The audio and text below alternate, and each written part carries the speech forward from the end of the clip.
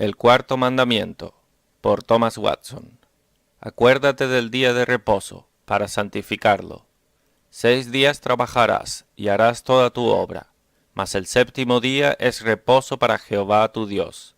No hagas en él obra alguna, tú, ni tu hijo, ni tu hija, ni tu siervo, ni tu criada, ni tu bestia, ni tu extranjero que está dentro de tus puertas. Porque en 6 días hizo Jehová los cielos y la tierra, el mar y todas las cosas que en ellos hay, y reposó en el séptimo día. Por tanto, Jehová bendijo el día de reposo, y lo santificó. Éxodo 20, del 8 al 11. Este mandamiento fue grabado en piedra por el propio dedo de Dios, y será nuestro consuelo tenerlo grabado en nuestros corazones. El día de reposo es separado para la adoración solemne a Dios. Es su propio recinto, y no debe ser alejado a usos comunes. Como prefacio a este mandamiento, él ha puesto un recuerdo. Acuérdate del día de reposo para santificarlo. Esta palabra, acuérdate, muestra que somos propensos a olvidar la santidad del reposo. Por eso necesitamos un recordatorio para que tengamos en cuenta la santificación del día. Primero, en estas palabras hay una orden solemne. Acuérdate del día de reposo para santificarlo. Primero, su tema, la santificación del reposo, lo cual consiste en 2 cosas, en descansar de tus propias obras y en un desempeño concienzudo de nuestro deber religioso. Segundo, las personas a quienes la orden de santificar el reposo es dada, o a superiores, y ellos son más privados como padres y amos, o a más públicos como magistrados, o a inferiores como nativos, hijos y siervos. Tu hijo, tu hija, tu siervo, tu criada, tu bestia, tu extranjero que está dentro de tus puertas. Segundo, los argumentos para obedecer este mandamiento de santificar el reposo son, primero, por su racionalidad. 6 días trabajarás y harás toda tu obra. Como si Dios hubiese dicho, no soy un amo duro. No miro con malos ojos tiempo para cuidar de tu vocación y tener bienes. He dado 6 días para que hagas toda tu obra, y no he tomado sino un día para mí. Podía haber reservado 6 días para mí y permitido a ti uno solo. Pero te he dado 6 días para las obras de tu vocación, y no he tomado sino un día para mi propio servicio. Por eso, es justo y racional que separes este día de una manera especial para mi adoración. Segundo, el segundo argumento para la santificación del reposo es tomada por su justicia. El séptimo día es reposo para Jehová tu Dios, como si Dios hubiese dicho, el día de reposo es mi debido, reto un día especial en él, y nadie más tiene ninguna adjudicación a él. Quien me robe de este día y lo ponga a usos comunes, hace sacrilegio, roba la corona del cielo, y de ninguna manera lo daré por inocente. Tercero, el tercer argumento para la santificación del reposo es tomado por la propia observancia de Dios. Él reposó en el séptimo día, como si el Señor dijese, ¿no me seguirás como un modelo? Habiendo terminado todas mis obras de creación, reposé el séptimo día. Así, habiendo hecho toda tu obra secular en los 6 días, ahora deberías cesar de trabajar en tu vocación y dedicarte al séptimo día para mí, como un día de reposo santo. Cuarto, el cuarto argumento para la santificación del reposo es tomado por el beneficio que procede de una observación del reposo. Jehová bendijo el día de reposo y lo santificó. Dios no solo designó el séptimo día, sino que lo bendijo. No es solo un día en que damos adoración a Dios, sino un día en que Él nos da gracia. En este día una bendición cae del cielo. Dios mismo nos es beneficiado. No podemos añadir un cúbico a su gloria esencial, pero nosotros mismos somos beneficiados. Este día, observado religiosamente, conlleva una bendición para nuestras almas, nuestros bienes y nuestra posteridad. No guardarlo trae maldición. Jeremías 17:27. Dios maldice las bendiciones de un hombre.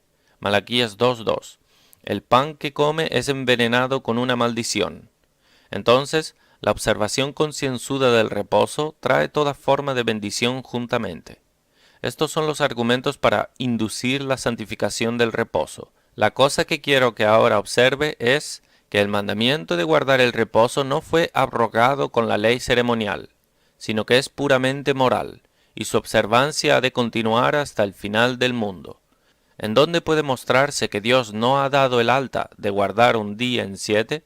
¿Por qué Dios designó un reposo? Primero, con respecto a sí mismo, se requiere que Dios reserve un día en 7 para su propio servicio inmediato, para que por ello pueda ser reconocido ser el gran plenipotenciario o Señor soberano, quien tiene poder sobre nosotros tanto para ordenar adoración como designar el tiempo en que Él será adorado. Segundo, con respecto a nosotros, el día de reposo es para nuestro interés, promueve la santidad en nosotros. Los asuntos de los días de semana nos hace olvidarnos de Dios y de nuestras almas. El reposo lo trae de vuelta a nuestro recuerdo. Cuando el polvo que cae del mundo ha atascado las ruedas de nuestras afecciones, que difícilmente pueden moverse hacia Dios, el reposo viene y lubrica las ruedas de nuestras afecciones y se mueven rápidamente.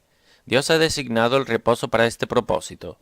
En este día los pensamientos se levantan hasta el cielo, la lengua habla de Dios, y es como la pluma de un escritor preparado. Los ojos vierten lágrimas, y el alma queman amor. El corazón, que toda la semana estaba congelado, en el reposo se derrite con la palabra. El reposo es un amigo a la religión. Lima el óxido de nuestras gracias. Es un jubileo espiritual, donde el alma está lista para conversar con su Hacedor.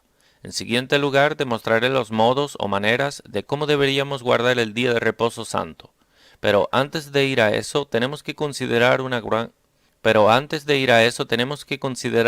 gran cuestión. ¿Cómo sucedió que no guardamos el séptimo día de reposo como lo era en la institución primitiva, sino que se ha cambiado para otro día? El antiguo séptimo día de reposo, que era el reposo judaico, es abrogado, y en su lugar el primer día de la semana, el cual es el reposo cristiano, le sucede. La moralidad o sustancia del cuarto mandamiento no yace en guardar el séptimo día precisamente, sino en guardar un día en 7 es lo que Dios ha designado. Pero, ¿cómo el primer día en la semana llega a ser sustituido en lugar del séptimo día? No por autoridad eclesiástica. La Iglesia, dice Mr. Perkins, no tiene poder para ordenar un reposo. Primero, el cambio del reposo del último día de la semana para el primero fue por la designación propia de Cristo. Él es el Señor del reposo, Marcos 2:28. Y, ¿quién designará un día sino quien es su Señor? Él hizo este día. Este es el día que el Señor ha hecho, Salmos 118:24. Arnovio y la mayoría de expositores lo entienden del reposo cristiano, el cual es llamado el día del Señor. Apocalipsis 1:10. Pues es llamado la cena del Señor, por cuenta de que el Señor instituyó el pan y vino y lo separó de un uso común para un uso sagrado especial. Así es llamado el día del Señor, por cuenta de la institución del Señor, y separarlo de días comunes para su adoración y servicio especial. Cristo resucitó en el primer día de la semana, de la tumba, y apareció 2 veces en ese día a sus discípulos. Juan 20, del 19 al 26, lo cual les dio a entender, como Agustín y Atanasio dicen, que él transfirió el reposo judaico al día del Señor. Segundo, guardar el primer día era la práctica de los apóstoles. El primer día de la semana, reunidos los discípulos para partir el pan, Pablo les enseñaba. Hechos 27. 1 Corintios 16:2. Aquí estaban tanto predicando como partiendo el pan en este día. Agustín e Inocencio e Isidoro hacen que el guardar el reposo evangélico sea una autorización apostólica, y afirman que, en virtud de la práctica de los apóstoles, este día debe ser separado para la adoración divina. Lo que los apóstoles hicieron por autoridad divina, pues ellos fueron inspirados por el Espíritu Santo. Tercero, la iglesia primitiva tenía el Día del Señor, que ahora celebramos, en gran estima. Era una gran insignia de su religión observar este día. Ignacio, el padre más antiguo, que vivió en el tiempo de Juan el Apóstol, tiene estas palabras: que todos los que aman a Cristo santifiquen el primer día de la semana, el Día del Señor. Este día ha sido observado por la Iglesia de Cristo por sobre 600 años, como el erudito Bucer nota. Así, ves como el reposo del día séptimo llegó a ser cambiado para el reposo del primer día. El gran motivo del cambio del reposo judaico para el Día del Señor es que hace recordar del misterio de nuestra redención por Cristo. El motivo por el que Dios instituyó el reposo antiguo era para ser un memorial de la creación, pero ahora Él ha puesto el primer día de la semana en su lugar, en memoria de una obra más gloriosa que la de la creación, que es la redención. Grande es la obra de la creación, pero mayor fue la obra de la redención.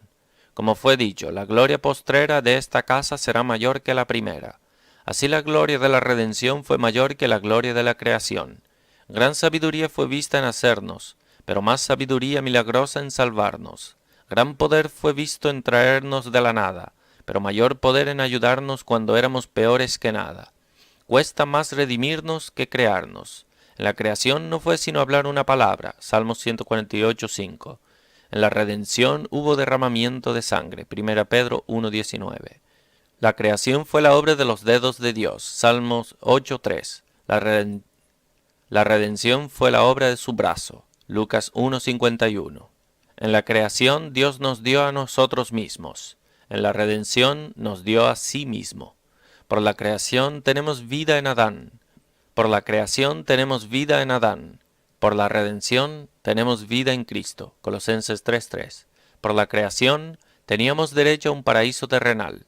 Por la redención tenemos título a un reino celestial. Cristo bien puede cambiar el séptimo día de la semana al primero, puesto que nos recuerda de nuestra redención, la cual es una obra más gloriosa que la de la creación. Primer uso. El uso que haré de esto es que tengamos el reposo cristiano que ahora celebramos en gran veneración. Los judíos llamaban al reposo delicia santo, glorioso de Jehová, y lo venerares. Isaías 58:13.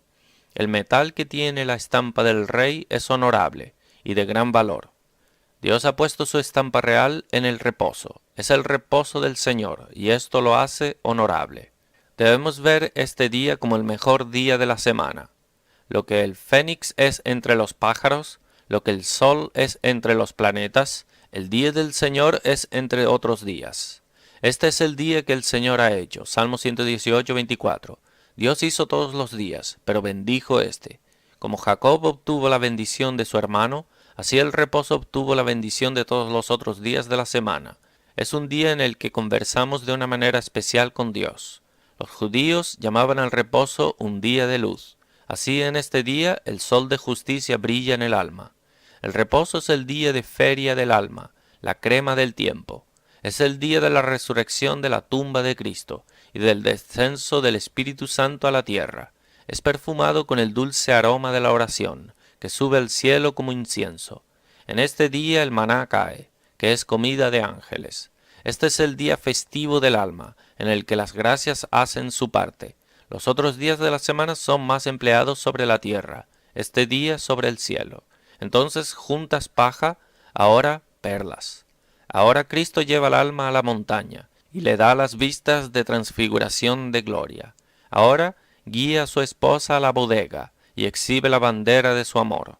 Ahora él le da su vino sazonado, y el jugo de la granada. Cantares 2:4 y 8:2.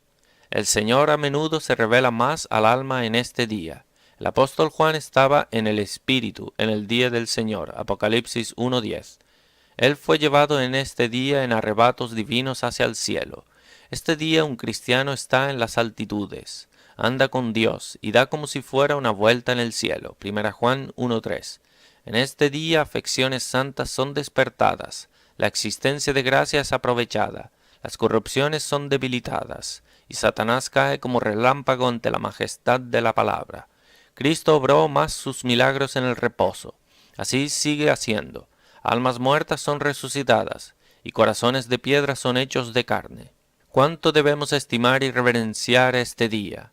Es más precioso que rubíes. Dios lo ha ungido de alegría por encima de sus compañeros.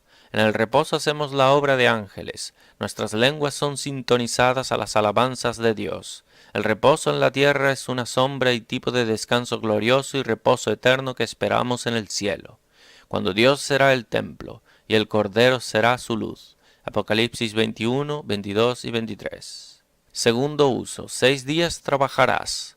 Dios no quiere que nadie viva fuera de una vocación. La religión no da ninguna garantía para ociosidad. Es tanto un deber trabajar 6 días como santificar el descanso en el séptimo día. Porque oímos que algunos de entre vosotros andan desordenadamente, no trabajando en nada, sino entremetiéndose en lo ajeno. 2 Tesalonicenses 3:11. Un cristiano no debe solo importarse con el cielo, pero en su vocación. Mientras el piloto tiene su ojo en la estrella, él tiene su mano en el mando.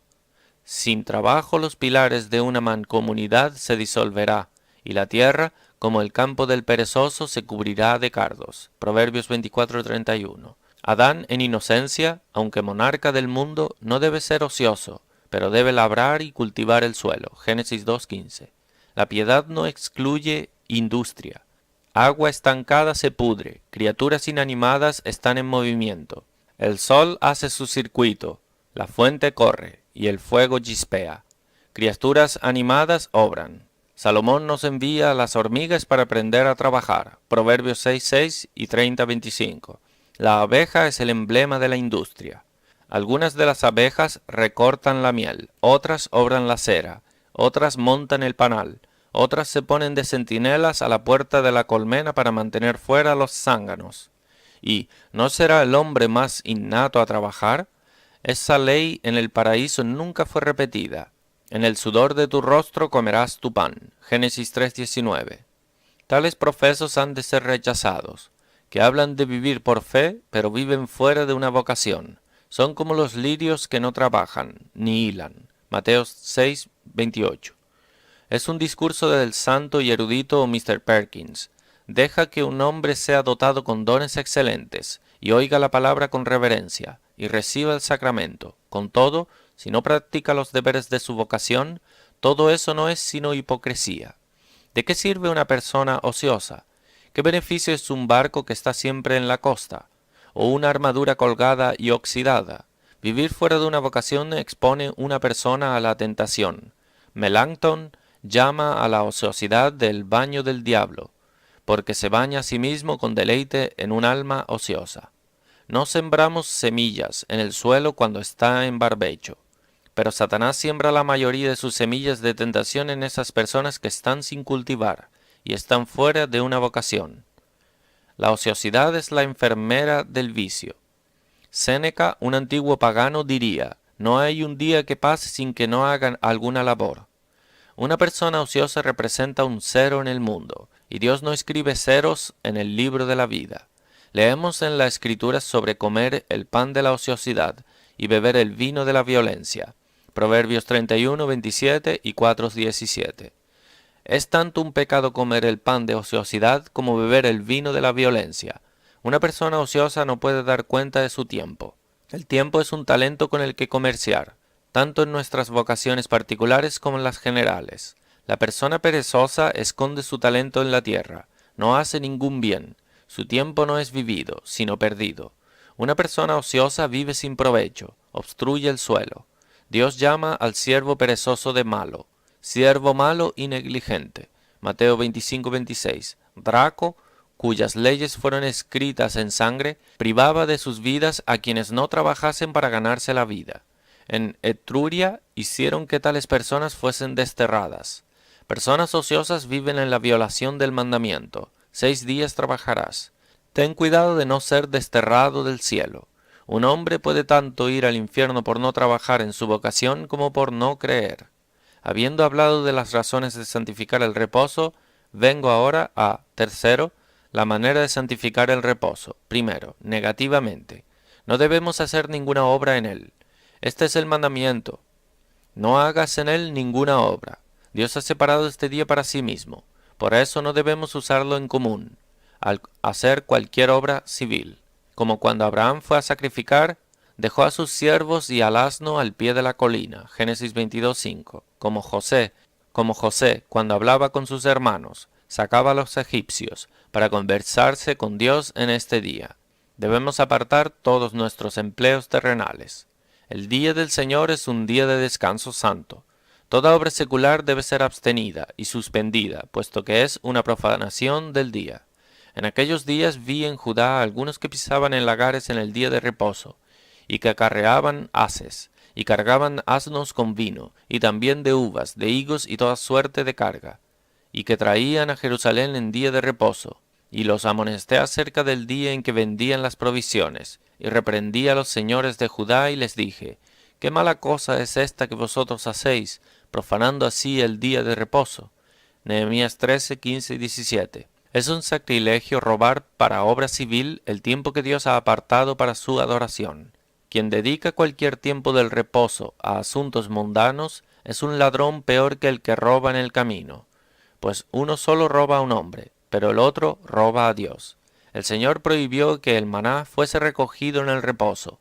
Éxodo 16, 26. Uno podría pensar que sería permitido, pues el maná era el sustento de sus vidas, y el momento en el que caía era entre las 5 y las 6 de la mañana, de modo que podían recogerlo al alba, y todo el resto del reposo podía haber sido empleado en la adoración de Dios. Y además, no tenían que hacer un largo viaje para eso, pues no tenían sino que salir de sus puertas, y caía alrededor de sus tiendas. Y sin embargo no podían recogerlo en el reposo, y por solo tener la intención de hacerlo, Dios se quedaba muy enojado, y aconteció que algunos del pueblo salieron en el séptimo día a recoger, y no hallaron. Y Jehová dijo a Moisés, ¿hasta cuándo no querréis guardar mis mandamientos y mis leyes? Éxodo 16, 27 y 28. Ciertamente ungir a Cristo cuando estuvo muerto fue una obra elogiable, pero, aunque María Magdalena y María la madre de Santiago habían preparado los ungüentos dulces para ungir el cuerpo muerto de Cristo, ellas no fueron al sepulcro para embalsamarlo hasta que el reposo pasase. Prepararon especias aromáticas y ungüentos, y descansaron el día de reposo, conforme el mandamiento. Lucas 23, 56. La mano no puede estar ocupada en el día del Señor, sin que el corazón no sea contaminado. Los mismos paganos, por la luz de la naturaleza, no harán ningún trabajo secular en el tiempo en el que han separado para la adoración de sus dioses falsos. Clemente de Alejandría relata sobre uno de los emperadores de Roma, quien, un día de adoración establecida para sus dioses, aparta asuntos bélicos y pasa el tiempo en devoción. Hacer trabajo servil en el reposo demuestra un corazón irreligioso y ofende muchísimo a Dios. Hacer trabajo secular en este día es seguir la pereza del diablo, es degradar el alma. Dios hizo este día a propósito para levantar el corazón al cielo, para conversar con él, para hacer la obra de ángeles, y emplearse en obra terrenal es degradar el alma de su honra. Dios no tendrá su día atrincherado o contaminado en lo más mínimo. El hombre que recoge leña en el reposo, él mandó a que fuese apedreado. Números 15:35. Parecería una cosa pequeña coger un poco de leña para hacer fuego, pero Dios no aceptará que su día sea violado en los menores asuntos. Más aún, la obra que era referente a un uso religioso no podía hacerse en el reposo, como ajustar las piedras para la construcción del santuario. Bezalel había de cortar las piedras y tallar la madera para el santuario, pero debían abstenerse de hacerlo en el reposo. Éxodo 31:15. Un templo es un lugar de adoración a Dios, pero era pecado construir un templo en el día del Señor. Esto es santificar el día del Señor negativamente, al no hacer obra servil. Obras de necesidad y caridad, sin embargo, pueden ser hechas en este día. En estos casos Dios querrá misericordia y no sacrificio. Es legítimo tomar los suministros necesarios de la naturaleza. La comida es para el cuerpo, como el aceite es para la lámpara. Es legítimo hacer obras de misericordia, como ayudar a un prójimo cuando o la vida o la propiedad están en peligro. En estos los judíos eran demasiado buenos y preciosos, que no permitirían que se hiciesen obras de caridad en el reposo. Si un hombre estaba enfermo, ellos pensaban que no podían usar medios para su recuperación en este día. Cristo los acusa por estar enojados, porque hizo una cura en el reposo. Juan 7:23. Si una casa estuviera en fuego, los judíos pensarían que no podían traer agua para apagarlo. Si un recipiente tuviese una fuga, ellos no lo pararían. Ellos eran demasiado justos. Era un celo aparente, pero le faltaba discreción para guiarlo. Excepto en estos dos casos, de necesidad y caridad, toda obra secular ha de ser suspendida y apartada en el día del Señor. En él no harás ningún tipo de obra. Esto acusa y condena a muchos de nosotros que también ensucian demasiado sus dedos con trabajo en ese día. Algunos en preparar grandes fiestas, otros en abrir sus tiendas y vender comida en el reposo. El marinero saldrá a la mar en el reposo, y así corre a toda vela a violar este mandamiento. Otros trabajan en este día privadamente, levantan las ventanas de sus tiendas y siguen sus comercios a puertas cerradas. pero aunque piensen que esconden su pecado bajo un techo, Dios los ve. ¿A dónde me iré de tu espíritu? ¿Y a dónde huiré de tu presencia? Aún las tinieblas no encubren de ti. Salmo 139, 7 y 12. Así profanan el día, y Dios tendrá una acción de traspaso contra ellos. Segundo, positivamente, al consagrar este día al servicio del Dios Altísimo. Es bueno descansar del trabajo y no hacer más. El buey y el asno guardan el sábado tanto como nosotros, pues ellos descansan del trabajo. Debemos dedicar el día a Dios. No solo debemos guardar un reposo, sino santificar un reposo. La santificación del reposo consiste en dos cosas. Primero, preparación solemne. Si un príncipe fuera a venir a tu casa, ¿qué preparación harías para su entretenimiento? Barrerías la casa, lavarías el suelo, adornarías el cuarto con la más rica tapicería y cortinas, para que sea algo adecuado al estado y dignidad de una persona tan grande. En el bendito reposo, Dios tiene la intención de tener comunión dulce contigo. Él parece decirte, como Cristo a Zaqueo, date prisa y baja, pues este día debo quedarme en tu casa. Lucas 19:5. Ahora, ¿qué preparación has de hacer para entretener a este Rey de Gloria? Cuando el sábado tarde se aproxime, toca una retirada. Desconéctate del mundo y convoca tus pensamientos juntamente, para pensar de la mayor obra del día que se aproxima. Purga todas las afecciones impuras, que pueden indisponerte para la obra del reposo. La preparación de la tarde será como la afinación de un instrumento, ajustará el corazón mejor para los deberes del reposo que viene. Segundo, la observación sagrada. Alégrate de la aproximación del día, como un día en el que tenemos un galardón para nuestras almas, y puedas disfrutar mucho de la presencia de Dios. Juan 8:56. Abraham se alegró al ver mi día. Así, cuando vemos la luz de un reposo brillar, deberíamos regocijarnos y llamar al reposo de deleite. Si trajeres del día de reposo tu pie, de hacer tu voluntad en mi día santo, y lo llamares delicia, santo, glorioso de Jehová, y lo venerares, Isaías 58:13. Como había un día en la semana en el que Dios hacía llover maná 2 veces que cualquier otro día, así Él hace llover el maná de bendiciones celestiales 2 veces más en el reposo que en cualquier otro día. Este es el día en el que Cristo lleva nuestra alma a la bodega y exhibe la bandera de amor. Ahora el rocío del Espíritu cae en el alma, por la que es revivida y consolada. ¿Cuántos pueden escribir el día del Señor, el día de sus nuevos nacimientos? Este día de descanso es una insignia y garantía del descanso eterno en el cielo. Entonces, ¿no nos alegraremos de su aproximación? El día en el que el sol de justicia brilla debería ser un día de alegría. Cristo se levantó temprano en este día, antes que el sol saliese. Juan 20:1. ¿Se levantó temprano para salvarnos? ¿Y no nos levantaremos nosotros temprano para adorarlo y glorificarlo? Temprano lo buscaré. Salmo 63:1. ¿Podemos estar en pie al alba en otros días? El esposo está temprano en su cenagal. El viajante se levanta temprano para su viaje, ¿y no debemos nosotros, quienes en este día estamos viajando al cielo? Ciertamente, si amásemos a Dios como debiéramos, nos levantaríamos al alba en este día, para encontrarnos con quien nuestras almas aman. Así como los que se sientan tarde en el trabajo en la noche anterior, están tan sepultados en el sueño, que difícilmente se levantarán en una mañana de reposo. Cuarto, habiendo vestido vuestros cuerpos, deben vestir sus almas para oír la palabra. Como el pueblo de Israel tenía que lavarse antes de que la ley les fuese entregada, así debemos lavar y limpiar nuestras almas. Y eso es hecho leyendo, meditando y orando. Éxodo 19:10. Primero, leyendo la palabra. La palabra es un gran medio para santificar el corazón y ponerlo en un cuadro de reposo.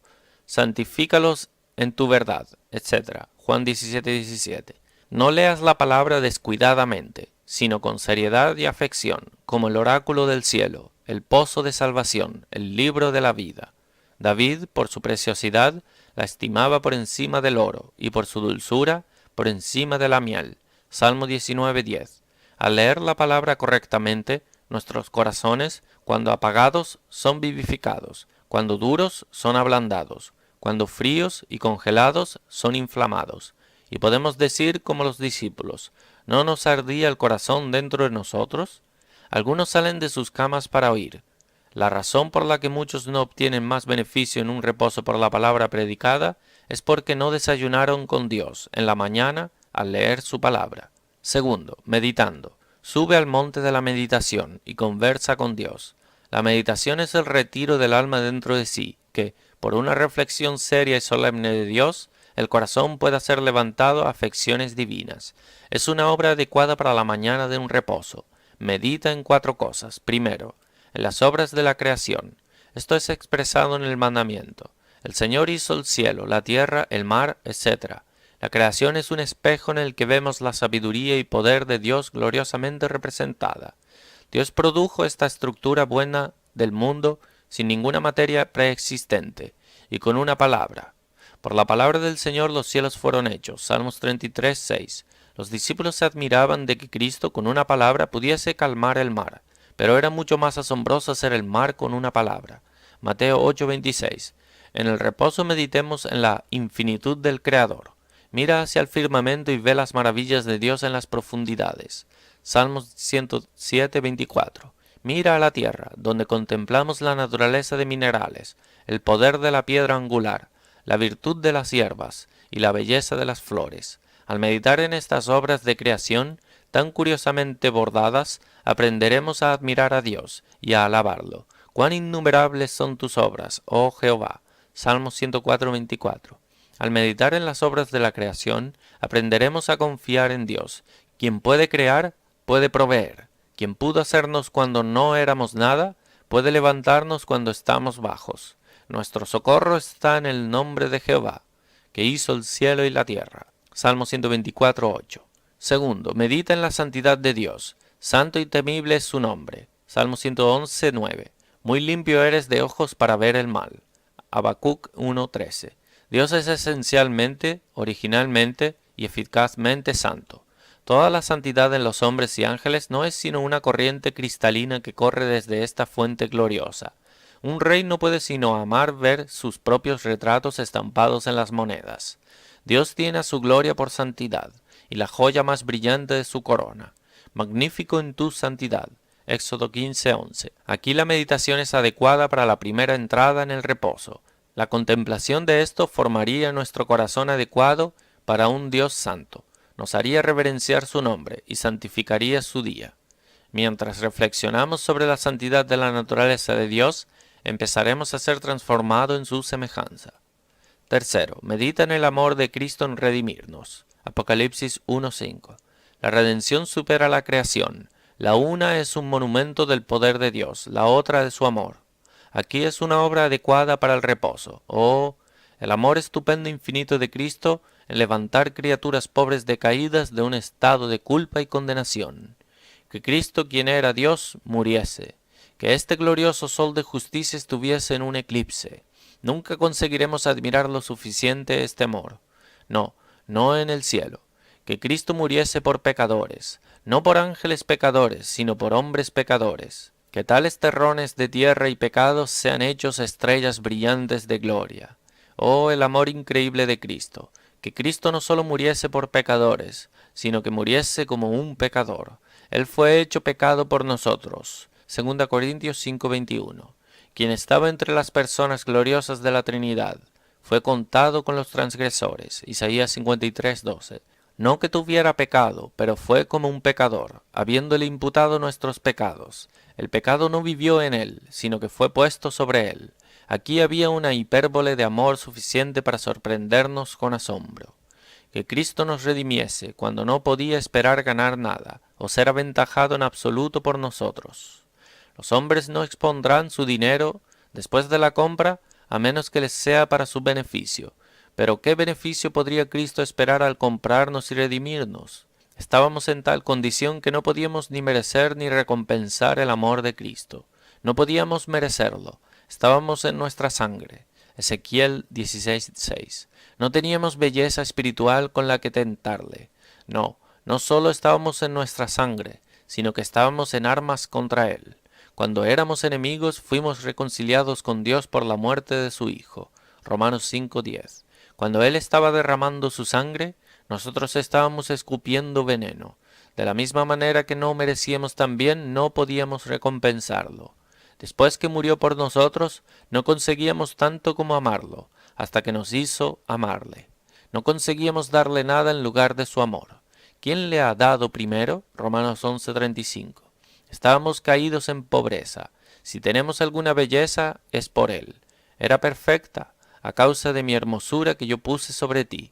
Ezequiel 16:14. Si producimos algún fruto bueno, no es por nuestro propio crecimiento, proviene de él, la vid verdadera. De mí será hallado tu fruto. Oseas 14:8. No era nada sino puro amor que Cristo diese su sangre para redimir a tales de quienes no podía esperar realmente ser mejorado. Que Cristo muriese voluntariamente. Doy mi vida. Juan 10:7. Los judíos no podían quitársela si él no la hubiera dado. Él podía haber llamado a su Padre por legiones de ángeles para ser sus salvavidas. Pero ¿qué necesidad hay hasta de eso, cuando su propia deidad podía haberse defendido a sí mismo de todos los ataques? Él dio su vida. Los judíos no ansiaron tanto por su muerte, como él ansiaba por nuestra redención. De un bautismo tengo que ser bautizado, y ¿cómo me angustio hasta que se cumpla? Lucas 12:50. Él llamó a sus sufrimientos de bautismo. Él iba a ser bautizado y esparcido con su propia sangre, y él pensó del tiempo mucho antes de sufrirlo, para mostrar la buena voluntad de Cristo para morir. Sus sufrimientos son llamados de oferta, por medio de la oferta del cuerpo de Jesús. Hebreos 10:10. Su muerte fue una oferta de libre elección. Que Cristo no resintiese ni pensase mucho de todos sus sufrimientos. Aunque fue azotado y crucificado, estaba bien contento con lo que había hecho, y, si fuera necesario, él lo haría de nuevo. Verá el fruto de la aflicción de su alma, y quedará satisfecho. Isaías 53:11. Como la madre que tuvo un parto difícil, no se arrepiente de sus dolores cuando ve un niño saliendo, sino que es bien contentada, así Cristo, aunque tuvo un parto duro en la cruz, no piensa mucho sobre eso, no se queda preocupado, sino que piensa que su sudor y sangre es bien otorgado, porque ve un varón de redención saliendo al mundo. Que Cristo hiciera una redención eficaz de algunos, y no de otros. Esto es un amor sorprendente. Aunque hay suficiencia en sus méritos para salvar a todos, sin embargo, sólo algunos participan de su virtud salvadora. No todos creen. Pero hay algunos de vosotros que no creen. Juan 6:64. Cristo no ora por todos. Juan 17:9. Algunos lo rechazan. La piedra que desecharon los edificadores ha venido a ser cabeza del ángulo. Salmo 118:22.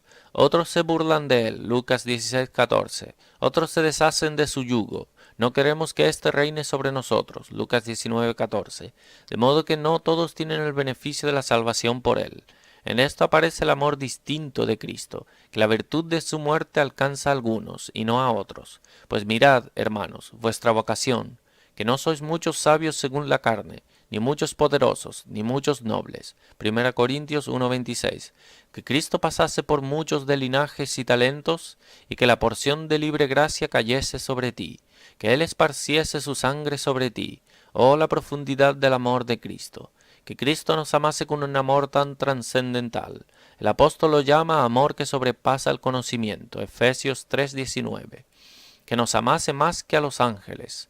Él los ama como sus amigos, pero a los creyentes como su esposa.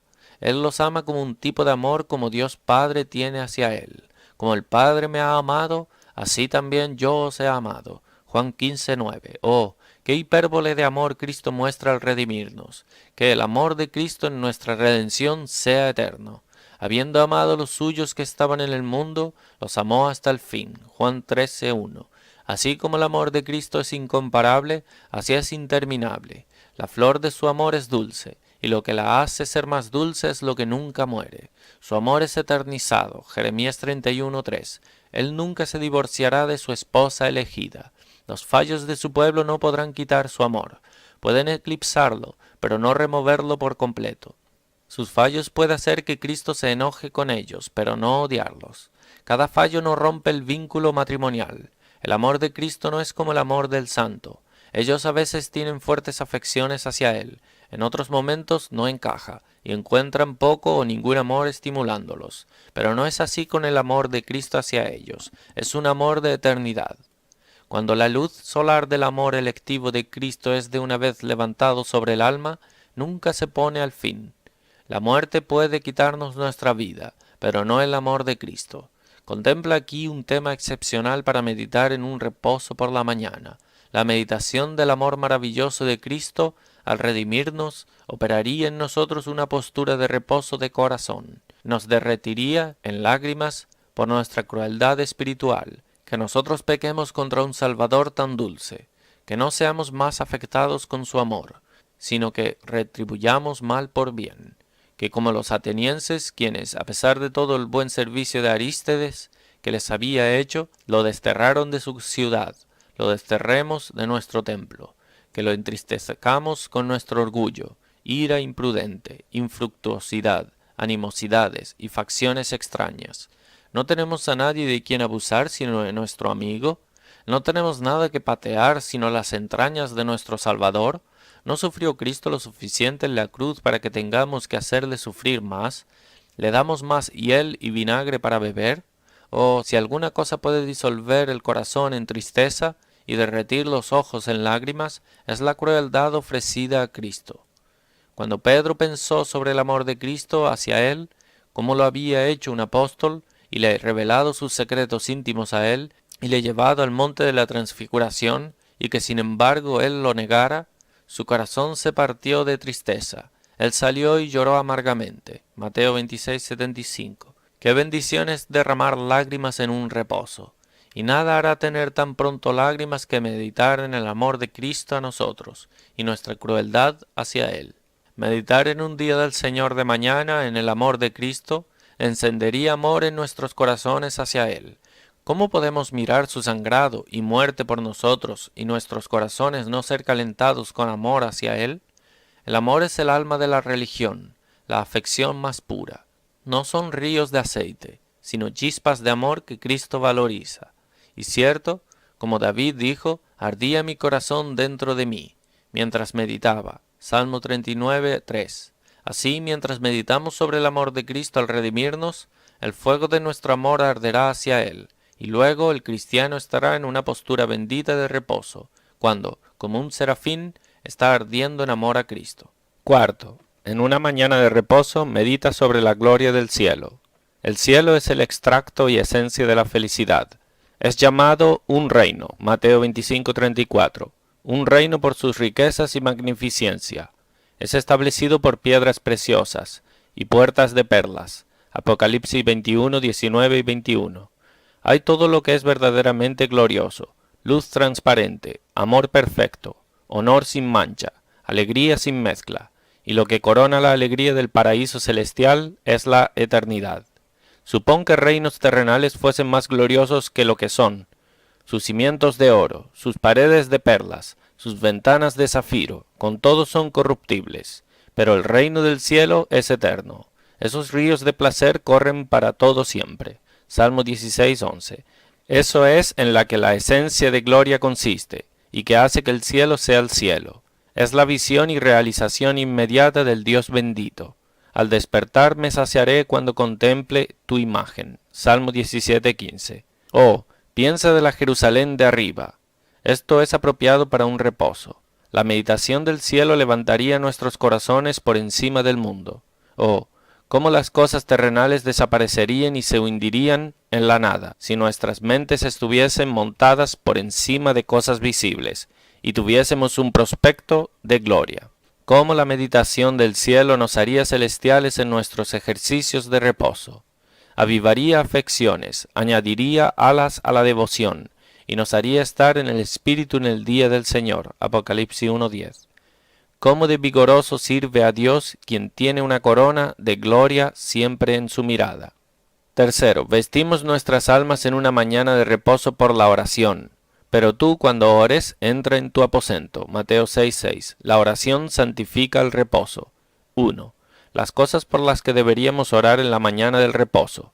Roguemos por una bendición sobre la palabra que ha de ser predicada, para que sea un aroma de vida para nosotros, que por ella nuestras mentes puedan ser más iluminadas, nuestras corrupciones más debilitadas, y nuestra existencia de gracia más aumentada.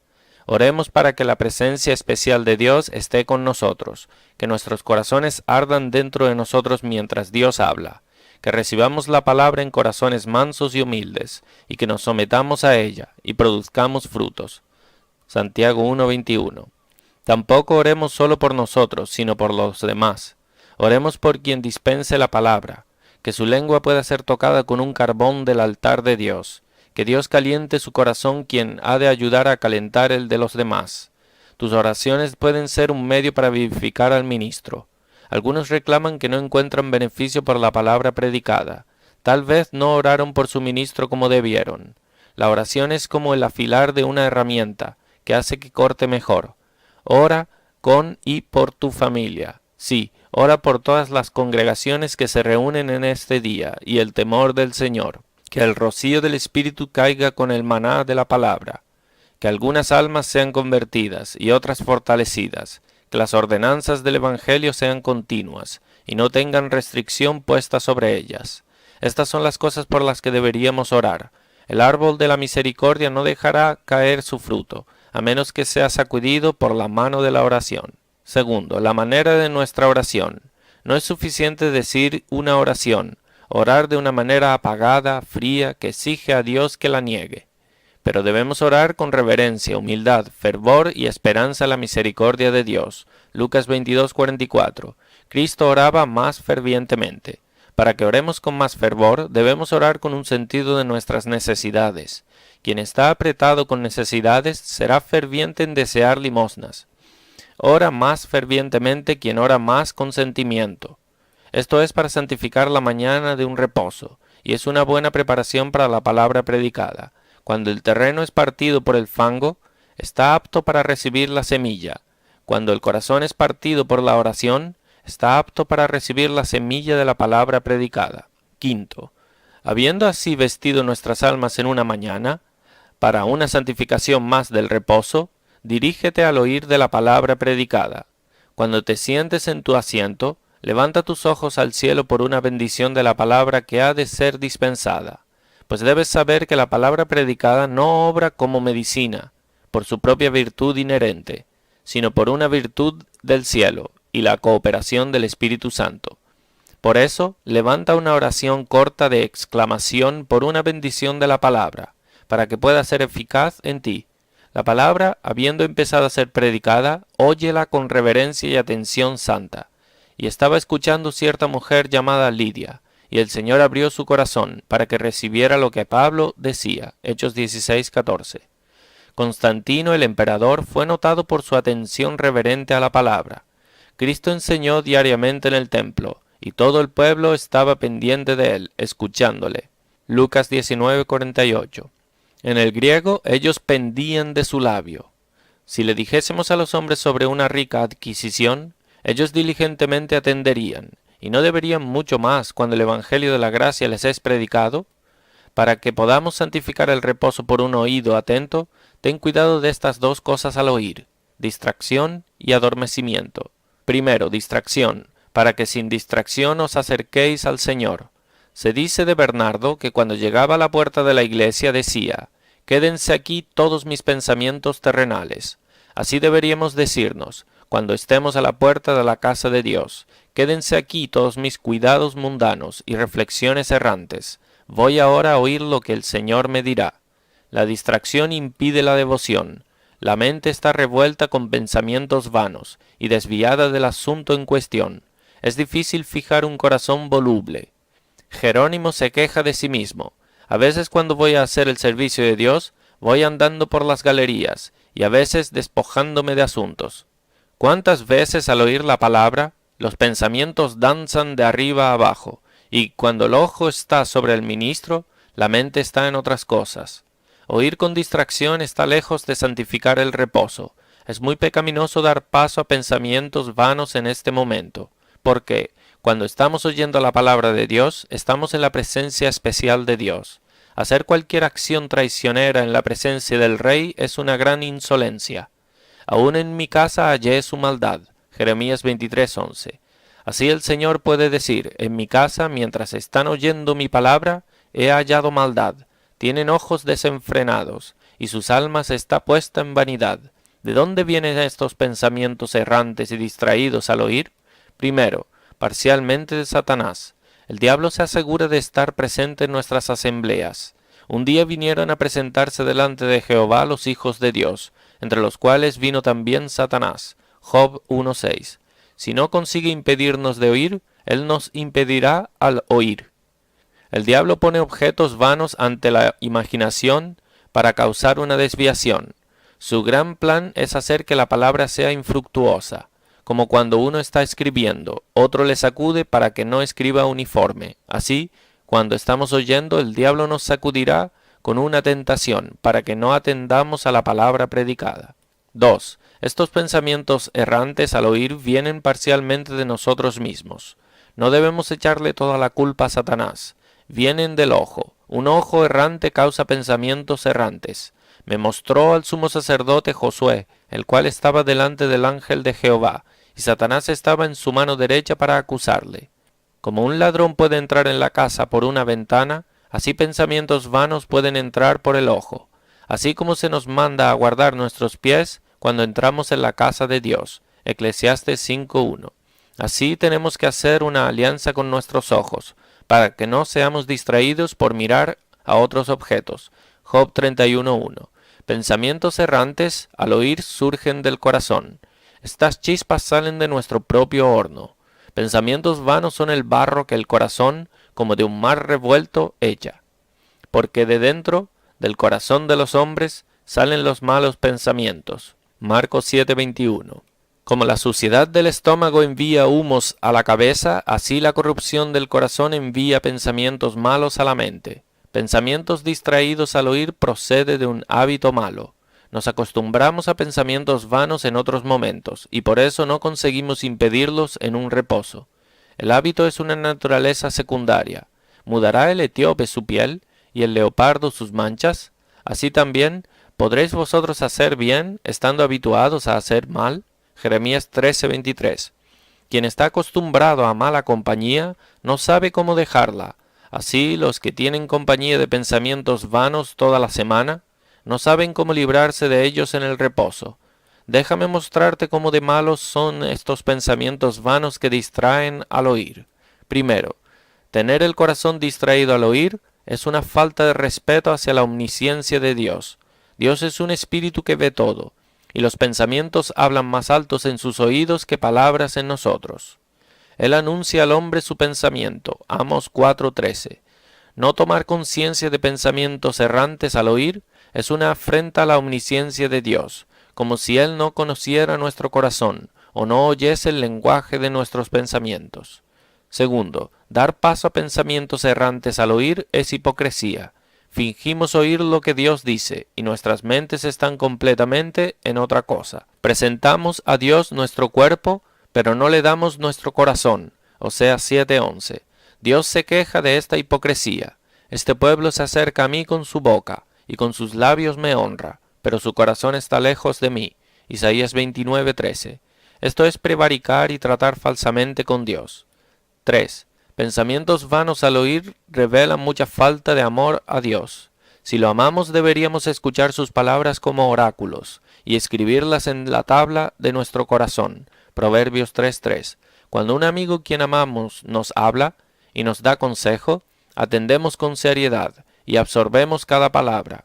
Dejar que nuestros pensamientos divaguen en deberes santos muestra un gran defecto en nuestro amor a Dios. Cuarto, pensamientos vanos impertinentes al oír contaminan una ordenanza. Son como moscas muertas en la caja de ungüento.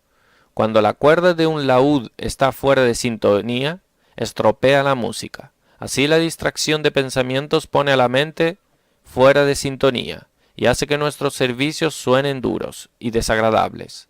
Pensamientos errantes envenenan un deber y lo vuelven en pecado. Su oración sea para pecado. Salmo 109:17. ¿Qué puede ser peor que la oración y la audición de la palabra les sea para pecado? ¿No sería triste si la carne que comemos aumentase los malos humores? ¿Cuánto más cuando oímos la palabra, la cual es la comida del alma, se vuelve pecado?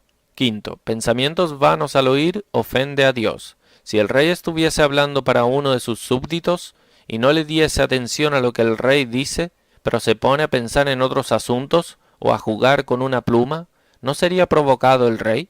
Así, cuando estamos en la presencia de Dios y Él nos está hablando en su palabra, y no nos importamos mucho de lo que dice, sino que nuestros corazones van tras codicia, ¿no ofenderá a Dios ser así de despreciado? Ezequiel 33:31. Él ha pronunciado una maldición sobre esos tales. Maldito el que engaña, el que, teniendo machos en su rebaño, promete y sacrifica a Jehová lo dañado. Malaquías 1:14. Tener fuertes afecciones vivas es tener un macho en el rebaño, pero oír la palabra con distracción es dar a Dios deberes mancillados con pensamientos vanos y ofrecer al Señor una cosa corrupta, lo cual trae maldición. Maldito el que engaña. Sexto, pensamientos vanos al oír, cuando son permitidos y no son resistidos, dan paso al endurecimiento del corazón. Una piedra en el corazón es peor que en los riñones. Pensamientos distraídos al oír no mejoran el corazón, sino que lo endurece. Pensamientos vanos quitan el asombro santo de Dios, el cual debería estar en el corazón. Hacen que la conciencia sea menos tierna, e impide la eficacia que la palabra debería tener en el corazón. Séptimo, pensamientos vanos y distraídos nos roban del consuelo de una ordenanza. Un alma graciosa a menudo se encuentra con Dios en el santuario, y puede decir, hallé luego al que ama mi alma. Cantares 3:4. Él es como Jonathan, que al probar la miel en la vara, tuvo sus ojos iluminados. Pero pensamientos vanos impiden el consuelo de una ordenanza, como una nube negra impide el calor confortable de los rayos del sol. ¿Nos transmitirá Dios paz cuando nuestras mentes están errando y dando vueltas y nuestros pensamientos están viajando hasta los extremos de la tierra? Proverbios 17:24. Si alguna vez escuchas la palabra con atención, haz como Abraham cuando ahuyentó las aves del sacrificio. Génesis 15:2. Cuando estas excursiones y andanzas pecaminosas al oír, lucha para ahuyentar las aves. Líbrate de esos pensamientos vanos. Son vagabundos y no deben ser albergados. ¿Cómo hemos de librarnos de estos pensamientos vagabundos? Primero, ora y vigila contra ellos. Segundo, deja que el sentido de la omnisciencia del ojo de Dios imponga respeto a tu corazón. El siervo no juzgará en la presencia de su maestro. Tercero, lucha por una postura santa de corazón. Si el corazón fuere más espiritual, la mente sería menos ligera. Cuarto, pon más amor a la palabra. Fijamos nuestras mentes en aquello que amamos. Quien ama sus placeres y recreaciones, fija su mente en eso, y las puede seguir sin distracción. Si nuestro amor estuviera más fijado en la palabra predicada, nuestras mentes estarían más fijadas, y ciertamente hay lo suficiente para hacernos amar la palabra predicada, pues es la palabra de vida, la entrada del conocimiento, el antídoto contra el pecado, el vivificador de todas las afecciones santas. Es el verdadero maná, que tiene todo tipo de dulces sabores, la piscina de Betesda, en la cual los ríos de vida brotan para curar al quebrantado de corazón, y un elixir soberano o licor para revivir el espíritu entristecido. Obtén amor de la palabra predicada, y no serás tan distraído al oír. En lo que el corazón se deleita, los pensamientos residirán. Segundo, ten cuidado del adormecimiento al oír. El adormecimiento muestra mucha irreverencia. Que vivos están muchos cuando van por el mundo. Que vivos están muchos cuando van por el mundo, pero en la adoración de Dios, que adormecidos, como si el diablo les hubiera dado opio para hacerles dormir. Un sentimiento somnoliento aquí es muy pecaminoso. ¿No están en oración pidiendo perdón de pecado? ¿El prisionero caerá de sueño cuando está rogando el perdón? En la predicación de la palabra, ¿no está haciéndote partido el pan de vida? ¿Y caerá de sueño un hombre sobre su comida? ¿Qué es peor, quedarse fuera del sermón o dormir durante un sermón? Mientras dormías, tal vez la verdad fue entregada para convertir vuestras almas. Además, dormir es muy ofensivo en una asamblea santa. No solo entristece al Espíritu de Dios, sino que deja triste a los corazones de los justos. Ezequiel 13:22. Les preocupa ver cualquier muestra de tal desprecio de Dios y de su adoración, verlos ocupados en la tienda, pero somnolientos en el templo. Por lo tanto, como Cristo dijo, así que no habéis podido velar conmigo una hora. Mateo 26:40. No niego que un hijo de Dios pueda a veces, por medio de debilidad e indisposición del cuerpo, caiga dormido en un sermón, pero no voluntariamente u ordinariamente.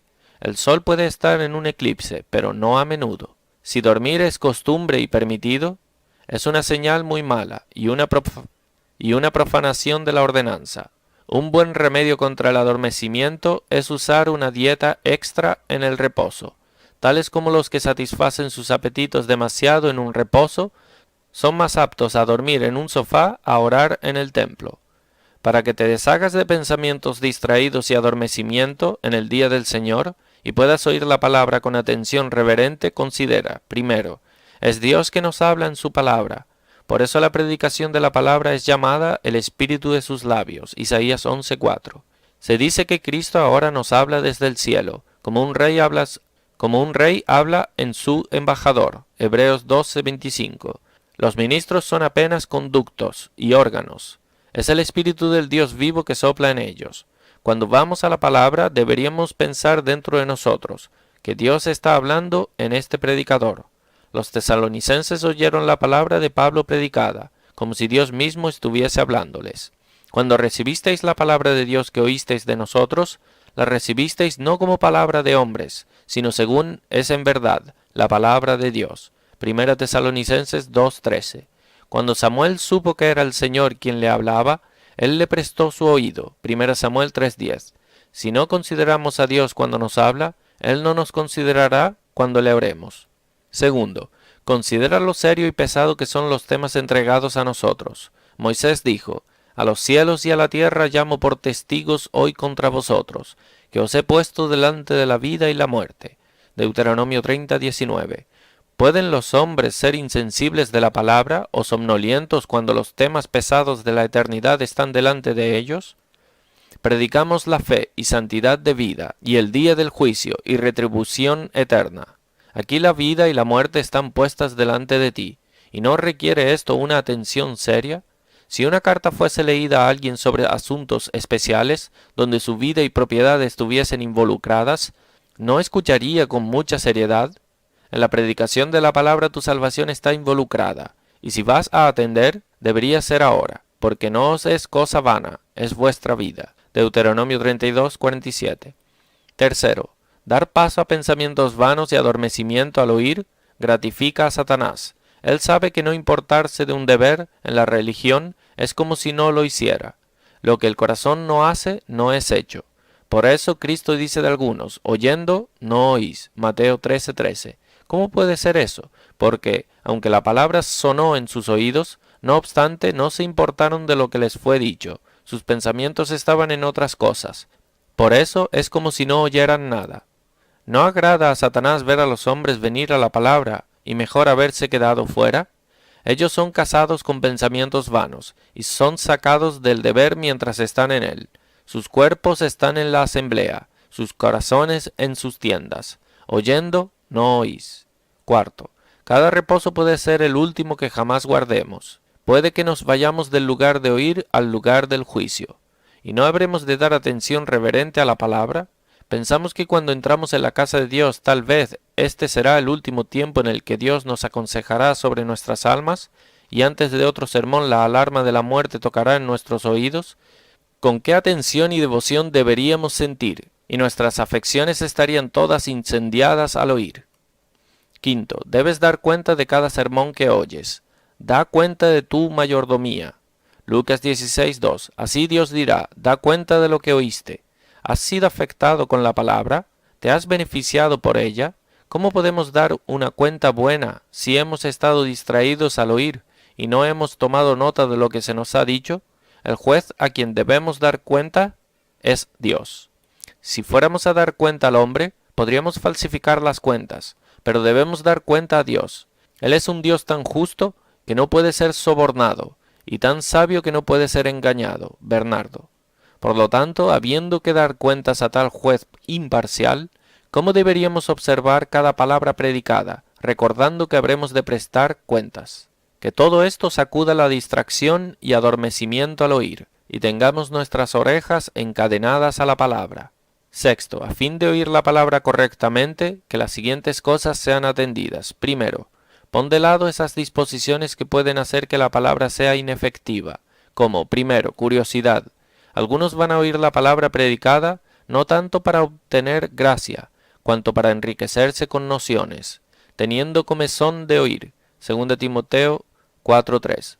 Agustín confiesa que, antes de su conversión, él fue a oír a Ambrosio por su elocuencia, antes que por la espiritualidad del tema. Y he aquí que tú eres a ellos como cantor de amores, hermoso de voz y que canta bien, y oirán tus palabras, pero no las pondrán por obra. Ezequiel 33:32. Muchos van a la palabra para deleitar sus oídos solamente. Les gusta la melodía de la voz, la dulzura melosa de la expresión, y la novedad de las opiniones. Hechos 17:21. Esto es amar el adorno del plato antes que la comida. Es desear ser agradado antes que ser edificado. Como una mujer que pinta su cara, pero descuida su salud. Se pintan y se adornan con especulaciones curiosas, pero descuidan la salud de sus almas. Oír así ni santifica el corazón ni el reposo. Segundo, pon de lado el prejuicio. El prejuicio es a veces contra las verdades predicadas. Los saduceos tenían prejuicio contra la doctrina de la resurrección. Lucas 20:27. A veces el prejuicio es contra la persona predicando. Aún hay un varón por el cual podríamos consultar a Jehová, Micaías, hijo de Imla, mas yo le aborrezco. Primera Reyes 22:8. Esto impide el poder de la palabra. Si un paciente tiene una opinión mala de su médico, él no tomará ninguna de sus medicinas, por muy buenas que puedan ser. El prejuicio en la mente es como una obstrucción en el estómago, que impide la virtud nutritiva de la carne, envenena la palabra y hace que pierda su eficacia. Tercero, pon de lado la codicia. La codicia no es sólo obtener ganancias mundanas injustamente, sino amarla desordenadamente. Esto es un gran impedimento para la palabra predicada. La semilla que cayó entre espinos fue sofocada. Mateo 13:22. Un emblema apropiado de la palabra cuando predicada a un oyente codicioso. El hombre codicioso está pensando en el mundo cuando está oyendo. Su corazón está en su tienda. Y vendrán a ti como viene el pueblo, y estarán delante de ti como pueblo mío, y oirán tus palabras, pero el corazón de ellos anda en pos de su avaricia. Ezequiel 33:31. Un oyente codicioso desdeña la palabra, y oían también todas estas cosas los fariseos, que eran ávaros, y se burlaban de él. Lucas 16:14. Cuarto, pon de lado la parcialidad. La parcialidad al oír es cuando nos gusta oír algunas verdades predicadas, pero no todas. Amamos oír del cielo, pero no de la autonegación, de reinar con Cristo, pero no de sufrir por Él, de deberes más fáciles de la religión, pero no de los que son más complicados y difíciles, como mortificación, poner el hacha en la raíz y cortar nuestro pecado amado. Decidnos palabras agradables, Isaías 30:10, palabras que no irriten la conciencia. A muchos les gusta oír del amor de Cristo, pero no de amar a sus enemigos. Les gusta el consuelo de la palabra, pero no sus reprobaciones. Herodes oía a Juan el Bautista alegremente. Le gustaban muchas verdades, pero no cuando hablaba contra su incesto. Quinto, pon de lado la censura. Algunos, en vez de juzgarse por el pecado, se sientan como jueces del predicador. Su sermón tenía o demasiado hiel, o fue demasiado largo. Ellos censurarían más pronto un sermón que practicarlo. Dios juzgará al juzgador. Mateo 7:1. Sexto, pon de lado la desobediencia. Todo el día extendí mis manos a un pueblo rebelde y contradictor. Romanos 10:21. Se dice de los judíos que Dios extendía sus manos en la predicación de la palabra, pero rechazaban a Cristo. Que no haya nadie entre vosotros que rechace intencionadamente los consejos de la palabra. Es triste tener un oído tapado y un corazón como diamante. Zacarías 7:11 y 12. Si, cuando Dios nos habla en su palabra, somos sordos, cuando le hablemos a Él en oración, Él será mudo. Segundo, si quieres oír la palabra correctamente, ten buenos fines al oír. Ven a la palabra para hacerte mejor. Algunos no tienen ningún otro fin al oír sino porque está de moda, o para ganar reputación, o para parar la boca de la conciencia, pero ven a la palabra para ser hecho más santo. Hay mucha diferencia entre uno que va a un jardín por flores para usarlas en su escaparate y otro que va por flores para hacer jarabes y medicinas. Deberías ir a la palabra por medicina y para curarnos, como Naamán el sirio que fue al Jordán para ser curado de su lepra. Desead como niños recién nacidos la leche espiritual no adulterada, para que por ella crezcáis para salvación. 1 Pedro 2:2. Vea la palabra para ser cambiado en su semejanza. Como el sello deja su estampa en la cera, así esfuérzate para que la palabra predicada pueda dejar el estampado de su santidad en tu corazón. Esfuérzate para que la palabra pueda tener tal virtud en ti, como el agua de celos, para matar y hacer fructífera, para que mate tus pecados y haga a tu alma fructífera en gracia. Números 5:27. Tercero, si quieres oír la palabra correctamente, ve a ella con deleite. La palabra predicada es una fiesta de gordura. ¿Con qué deleite los hombres van a una fiesta? La palabra predicada unge el ojo ciego, ablanda el corazón rocoso, rompe nuestros grilletes y nos vuelve del poder de Satanás para Dios. Hechos 26:18. La palabra es la semilla de la regeneración y el motor de la salvación. Santiago 1:18. Oye la palabra con deleite y complacencia. Fueron halladas tus palabras y yo las comí, y tu palabra me fue por gozo y por alegría de mi corazón. Jeremías 15:16. Cuán dulces son a mi paladar tus palabras, más que la miel a mi boca. Salmos 119:103. Ama la palabra que entra más en la conciencia. Bendice a Dios cuando tus corrupciones han sido enfrentadas, cuando la palabra del Espíritu haya hecho división entre ti y tus pecados. ¿Quién se importa con el remedio que no funcionará? Cuarto, si quieres oír la palabra correctamente, mézclala con fe. Cree en la verdad de la palabra predicada, la cual es la palabra por la que has de ser juzgado. No solo da crédito a la palabra predicada, sino aplícala a tu propia alma. La fe digiere la palabra y la transforma en nutrición espiritual. Muchos oyen la palabra, pero no puede decirse de ellos como en Salmos 106:24. No creyeron a su palabra. Como Melanchthon una vez dijo a unos italianos: vosotros los italianos adoran a Dios en el pan, cuando no creen que Él está en el cielo. Así, muchos oyen las palabras de Dios, pero no creen que Dios es. Ellos cuestionan la verdad de sus oráculos. Si no mezclamos la fe con la palabra, es como dejar fuera el ingrediente principal en una medicina, lo cual la deja inefectiva.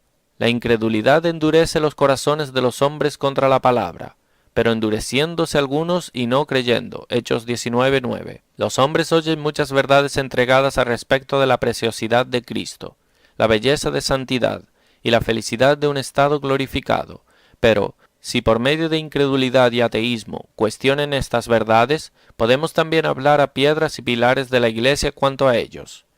La palabra que no es creída nunca puede ser practicada. Cuando la creencia es inestable, la conducta también vacila. Jerónimo. La incredulidad hace que la palabra predicada no sea de ningún efecto, pero no les aprovechó el oír la palabra, por no ir acompañada de fe en los que la oyeron. Hebreos 4:2. La palabra para un incrédulo es como un licor puesto en la boca de un hombre muerto, el cual pierde toda su virtud. Si hay algún incrédulo en nuestras congregaciones, ¿qué han de decir los ministros de ellos a Dios en el último día?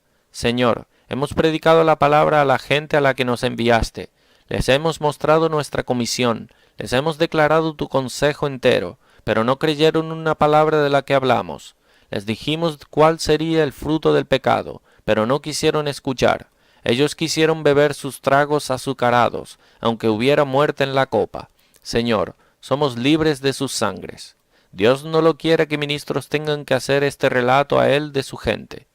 Pero esto es lo que ellos serán forzados a hacer si sus oyentes viven y mueren en incredulidad. ¿Santificarás un reposo al oír la palabra correctamente? Óyela con fe.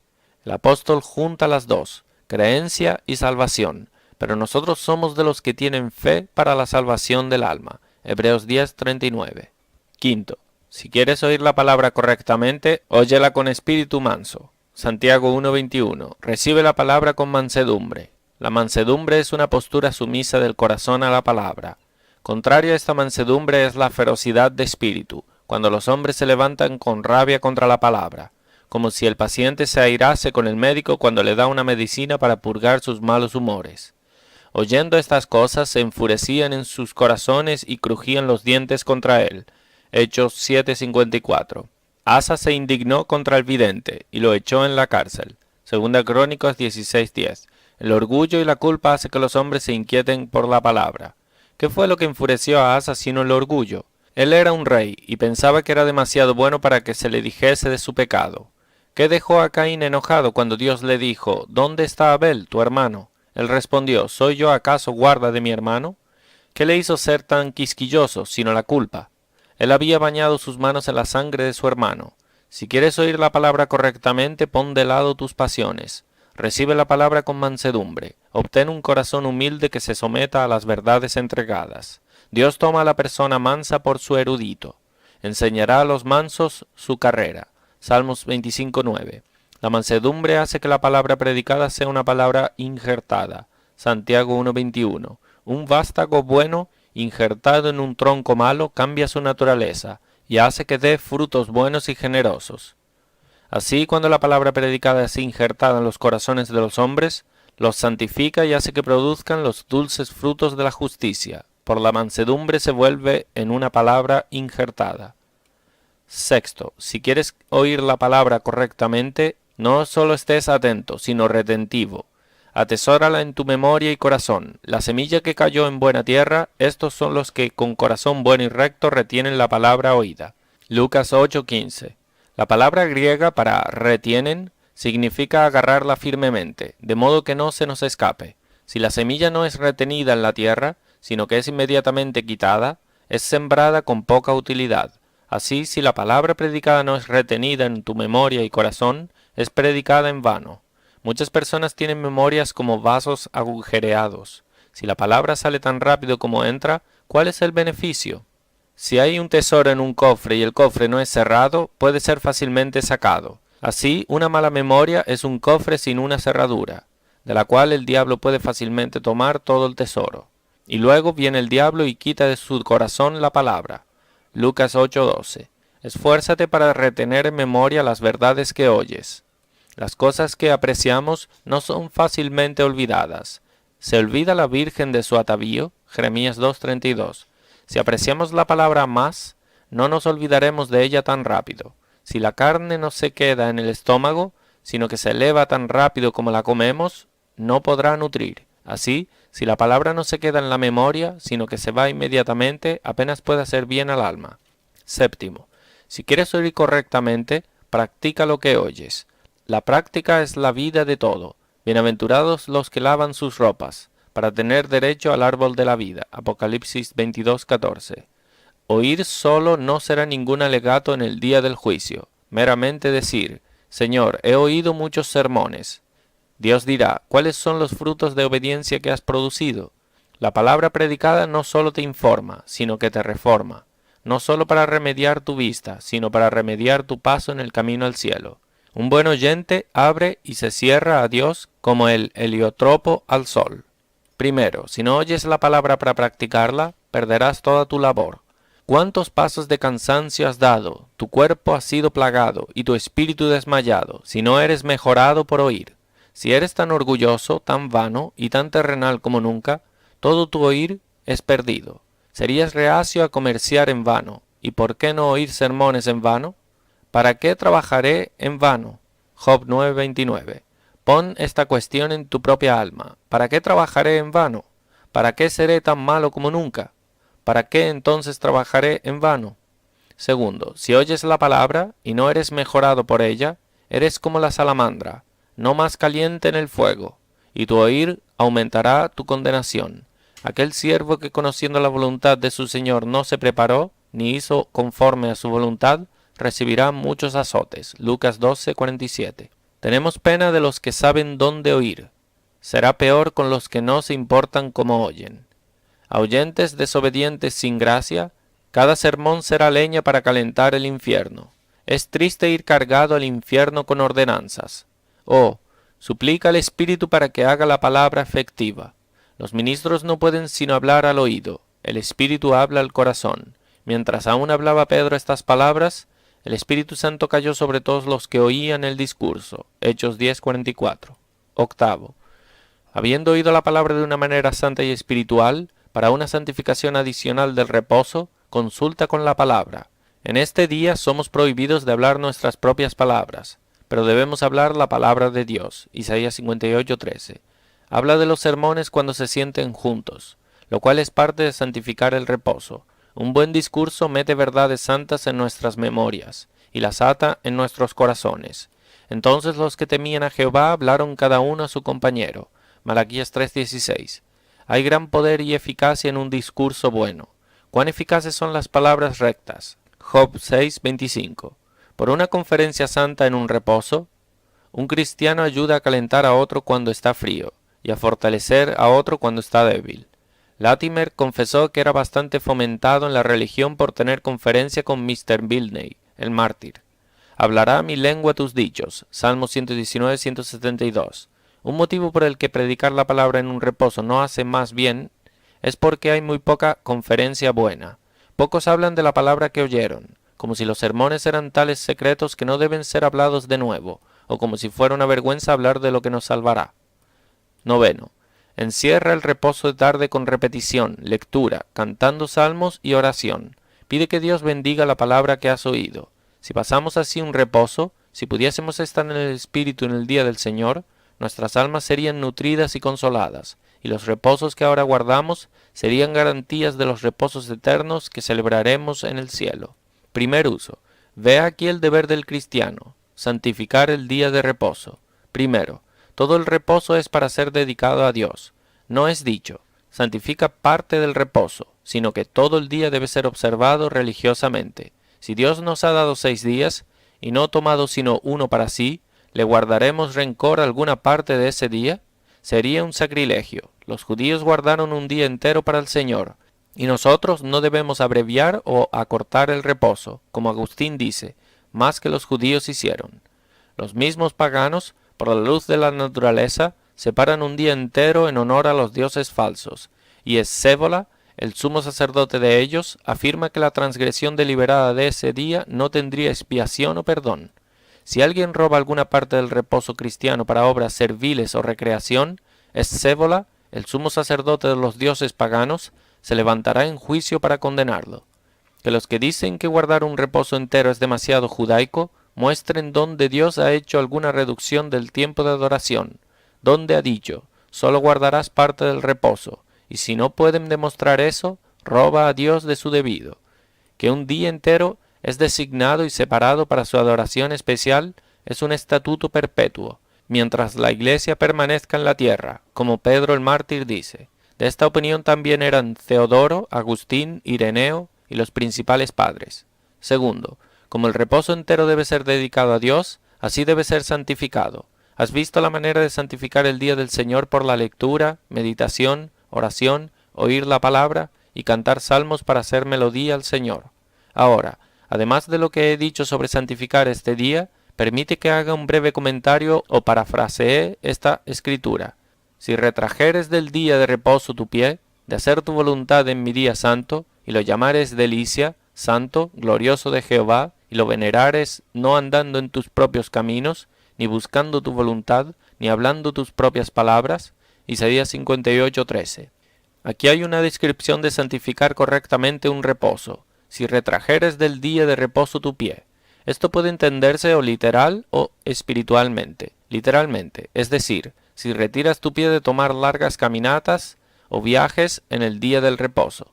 Así expusieron los doctores judíos. O espiritualmente, si retiras tus afecciones, los pies de tu alma, de inclinarse a cualquier asunto mundano, de hacer tu voluntad en mi día santo, es decir, no debes hacer lo que agrade a la parte carnal, como en deportes o pasatiempos. Es hacer la obra del diablo en el día de Dios, y lo llamares delicia, es decir, apreciarlo así. Aunque el reposo no sea un día para placeres carnales, sin embargo el placer santo no es prohibido. El alma debe tener placer en los deberes de un reposo. Los santos del pasado tenían el reposo como un deleite. Los judíos llamaban el reposo un día de luz. El día del Señor, en el cual el sol de justicia brilla, es tanto un día de luz como de deleite. Este es el día de relaciones entre Dios y el alma. En este día un cristiano hace sus salidas al cielo. Su alma es elevada sobre la tierra. ¿Y puede esto ser sin deleite? Cuanto más alto el ave vuela, más dulce canta. En el reposo el alma fija su amor en Dios, y donde el amor está, hay deleite. En este día el corazón del creyente es derretido, vivificado y alargado en deberes santos. ¿Y cómo puede ser todo esto y no acompañarle un deleite secreto? En un reposo un alma graciosa puede decir, bajo la sombra del deseado me senté, y su fruto fue dulce a mi paladar. Cantares 2:3. ¿Cómo un corazón espiritual elige, mas llama al reposo un deleite? ¿No es deleitoso para una reina ponerse ropas de boda en las que encontrará a su novio el rey? Cuando estamos haciendo los ejercicios del reposo, nos estamos vistiendo y poniéndonos ropas de boda en las que hemos de encontrar nuestro novio celestial, el Señor Jesús. ¿Y no es esto deleitoso? En el reposo Dios hace una fiesta de cosas gordas, banquetea al oído con su palabra y al corazón con su gracia. Bien, entonces podemos llamar al reposo de deleite.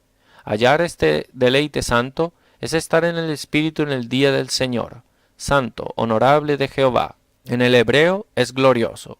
Llamar al reposo honorable no es para que sea entendido tanto un honor externo dado, por vestir vestidos más ricos, o tener mejor dieta en ese día, como los doctores judíos corruptamente comentan.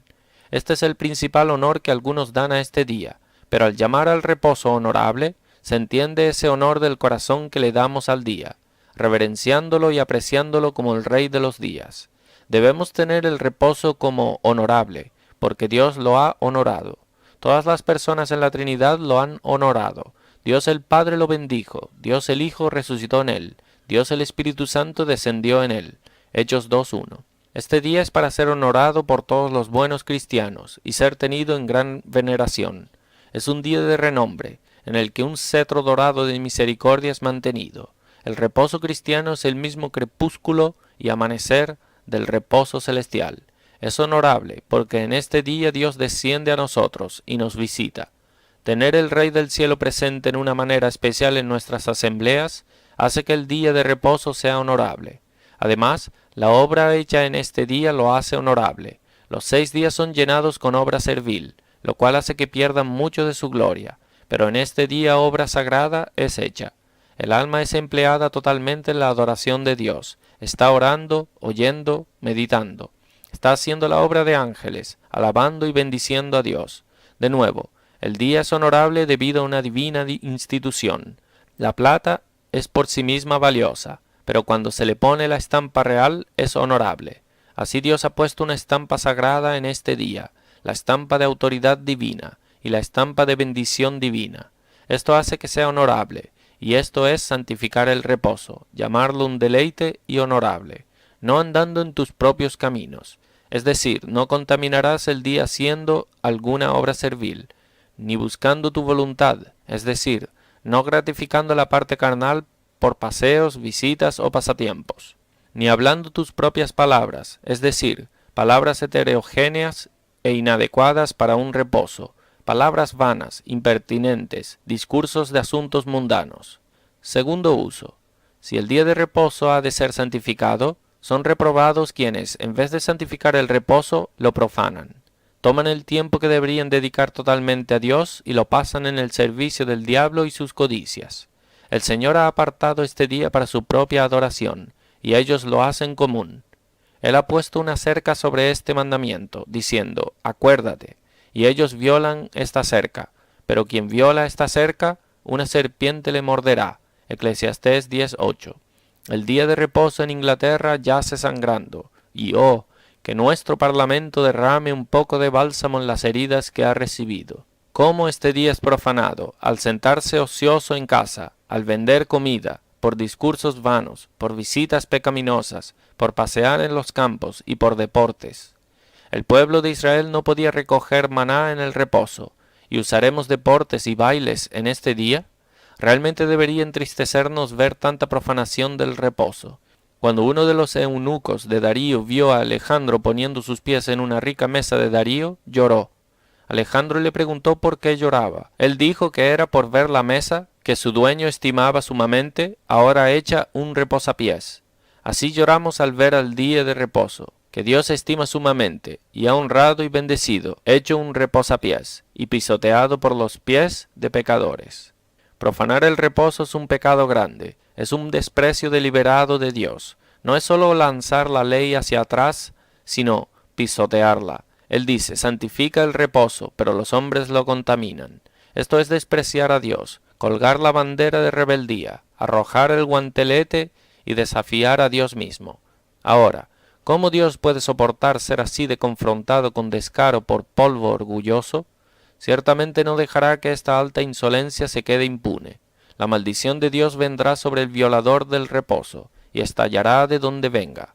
La ley de la tierra deja a los violadores del reposo solos, pero Dios no los dejará. Tan pronto cuando Cristo maldijo la higuera, se marchitó. Dios tratará de eso personalmente. Él se encargará del castigo de la violación del reposo. ¿Y cómo lo castiga? Primero, con plagas espirituales. Él entrega a los profanadores del reposo a la dureza de corazón y a una conciencia asustada. Los juicios espirituales son doloridos. Los dejé, por tanto, a la dureza de su corazón. Salmo 81, 12. Un ardor en la conciencia es una marca de identidad de reprobación. Segundo, Dios castiga este pecado al entregar a los hombres a cometer otros pecados. Para vengar la violación de su reposo, los deja violar casas abiertas, y así llegan a ser castigados por el magistrado. ¿Cuántos de esas confesiones hemos oído de ladrones yendo a ser ejecutados? Ellos nunca consideraron el reposo, y Dios los dejó cometer esos pecados por los cuales han de morir. Tercero, Dios castiga la violación del reposo por juicios visibles repentinos sobre hombres por este pecado. Los castiga en sus propiedades y en sus personas. Mientras un cierto hombre estaba cargando maíz hacia su granero, en el día del Señor, tanto la casa como el maíz fueron consumidos con fuego del cielo. En Wiltshire hubo una competición de baile designada en el día del Señor, y mientras uno de la compañía estaba bailando, de repente cayó muerto. El teatro de los juicios de Dios relata sobre uno que solía cazar todos los días del Señor en la hora del sermón, que tuvo un hijo por su esposa, con una cabeza como un perro, y lloraba como un sabueso. Su pecado era monstruoso, y fue castigado con un nacimiento monstruoso. El Señor amenazó a los judíos, que si no santificasen el día de reposo, Él encendería un fuego en sus puertas. Jeremías 17:27. El terrible incendio que estalló en Londres empezó en el día de reposo, como si Dios nos dijera desde el cielo que nos estaba castigando por nuestra profanación del reposo. Tampoco lo castiga solo en esta vida con muerte, sino que después con condenación. Que los que violan el reposo de Dios vean si pueden romper las cadenas de oscuridad en las que ellos y los diablos serán mantenidos. Tercer uso. Nos exhorta a la santidad del reposo. Toma conciencia de santificar este día. Los otros mandamientos tienen solo un afirmativo en ellos, o un negativo. Este cuarto mandamiento tiene tanto un afirmativo en él como un negativo. Santificarás el día de reposo, y no harás en él obra alguna. Muestra con qué cuidado Dios quiere que observemos este día. No solo debes guardar este día, sino que debes cuidar de que todos los que están bajo tu cargo lo guarden. Tú, tu hijo, tu hija, tu siervo, tu criada, tu bestia, tu extranjero. Es decir, tú quien eres un superior, un padre o un dueño. Tú debes tener cuidado de que no solo tú mismo, sino los que están bajo tu confianza e instrucción, santifiquen este día. Esos dueños de familias han de ser culpados, quienes son cuidadosos de que sus siervos les sirvan, pero no se importan de servir a Dios. Quienes no se importan si sus siervos sirven al diablo, siempre y cuando sus cuerpos le den servicio. Lo que Pablo le dice a Timoteo, guarda el buen depósito, es de largo significado. No solo ten cuidado de tu propia alma, sino cuidado de las almas que te son confiadas. Mira que los que estén bajo tu cargo santifiquen el reposo. La ley de Dios proveía que si un hombre se encontrase con un buey o un asno desviándose, él lo debería traer de vuelta otra vez. Mucho más, cuando ves el alma de tu hijo o siervo desviándose de Dios y violando su reposo, deberías traerlo de vuelta de nuevo a una observación religiosa de este día. Para presionarte a la santificación del reposo, considera las grandes bendiciones que Dios ha prometido a los observadores estrictos de este día. Isaías 58:14. Primero, una promesa de alegría. Te deleitarás en Jehová. Deleitarse en Dios es tanto un deber como un premio. En este texto es un premio. Entonces te deleitarás en Jehová. Como si Dios dijese, si guardas el reposo concienzudamente, te daré lo que te llenará con deleite. Si guardas el reposo con ganas, haré que lo guardes alegremente. Te daré esas extensiones en el deber y ese consuelo interno que te satisfará abundantemente. Tu alma rebosará con tal corriente de alegría que dirás: Señor, en guardar tu reposo hay gran recompensa. 2. De honor, y te haré subir sobre las alturas de la tierra, es decir, te promoveré a la honra. Así Münster lo interpreta. Algunos entienden por subir sobre las alturas de la tierra, Judea. Así Grotius: te haré entrar en la tierra de Judea, la cual está situada más alta que los otros países adyacentes. 3. De la tierra y el cielo, y te daré a comer la heredad de Jacob tu padre, es decir, te alimentaré con todas las cosas deliciosas de Canaán, y después te trasladaré al cielo, la cual Canaán no era sino un tipo. Otra promesa es: bendito el hombre que hace esto, y el hijo de hombre que lo abraza, que guarda el día de reposo. Isaías 56:2. Bendito el hombre, en hebreo está bienaventurado. Quien santifica el reposo, aquí le pertenece bienaventuranza tras bienaventuranza. Será bendecido con las fuentes altas y bajas. Será bendecido en su nombre, propiedad, alma, progenie. ¿Quién no guardaría el reposo de contaminación, teniendo tantas bendiciones a su título y a su posteridad después de él? De nuevo, guardar concienzudamente el reposo sazona el corazón para el servicio de Dios toda la semana después. Cristiano, cuanto más santo eres en un reposo, más santo serás en la siguiente semana.